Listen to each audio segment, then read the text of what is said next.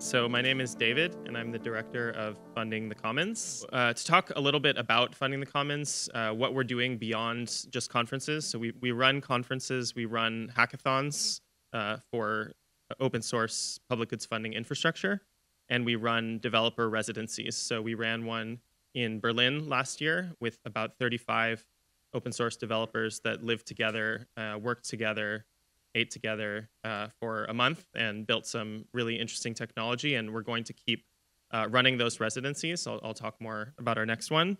And really, what we're doing at an ecosystem level is bringing together the protocols, the academic institutions, the open source builders, the startups, and really working together to create a cohesive system for building, supporting, and funding the infrastructure that funds public goods and that funds open source software developers. So we ran 3 Funding the Commons conferences last year in Paris, Berlin, and Taipei. We ran a hackathon in August, and we ran our open source developer residency, as I mentioned. So upstairs, there's actually an entire other conference happening.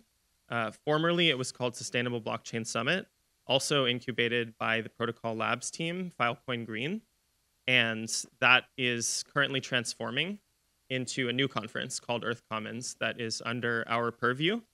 And that is, a little bit of context about the Earth Commons, if there was any confusion, why there are 2 different conferences. They're both being run by the same team. There is some overlap in terms of looking at commons and public goods and how to manage them, how to economically incentivize them. And that one is, focused on climate and the great commons that we all share together, this planet. So what is next? What's in store for 2024? This is something that I haven't spoken about publicly yet, where you're hearing about it for the first time in this room. So we're really excited about a use case for blockchain technology that I think is very kind of underappreciated.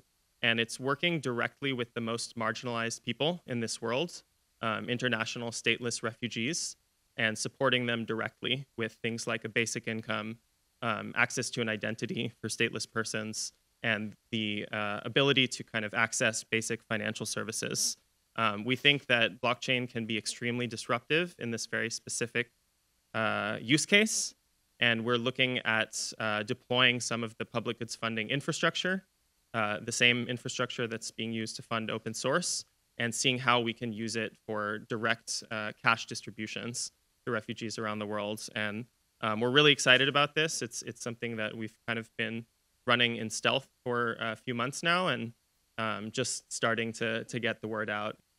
Coming up for the rest of 2024, our next conference will be in Tokyo, Japan, on 24-25 July. That's right before the Ethereum EdCon. We'll run our next developer residency in Thailand. That will be in October, preceding the DevCon.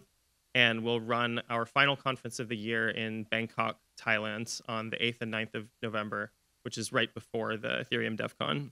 In Tokyo, we are partnered with Fracton and DAO Zero, so we have some great community partners there that we're excited to work together with.